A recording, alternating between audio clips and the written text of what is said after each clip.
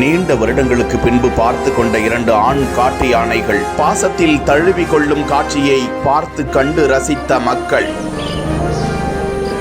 தமிழ்நாட்டின் முதுமலை புலிகள் காப்பகம், கர்நாடக மாநிலம் பந்திப்பூர் புலிகள் காப்பகம், கேரள மாநிலம் வயநாடு வனவிலங்கு சரணாலயம் ஆகிய 3 வனப்பகுதிகள் ஒன்றிணைந்த வனப்பகுதி. இந்த 3 வனப்பகுதிகளில் ஆயிரக்கணக்கான யானைகள் வாழ்ந்து வருகின்றன. இந்நிலையில் தற்போது முதுமலை புலிகள் காப்பகம், பந்திப்பூர் புலிகள் காப்பகம் போன்ற வனப்பகுதிகளில் கடும் வறட்சி நிலவுவதால் காட்டு யானைகள் உணவு மற்றும் தண்ணீர் தேடி பசுமை நிறைந்த பகுதிகளுக்கு இடம்பெயர்ந்து வருகின்றன. அதேபோல் கேரளாவில் இருந்தும் யானைகள் இடம்பெயர்ந்து நீலகிரி பகுதிக்கு படையெடுத்து வர தொடங்கிவிட்டன.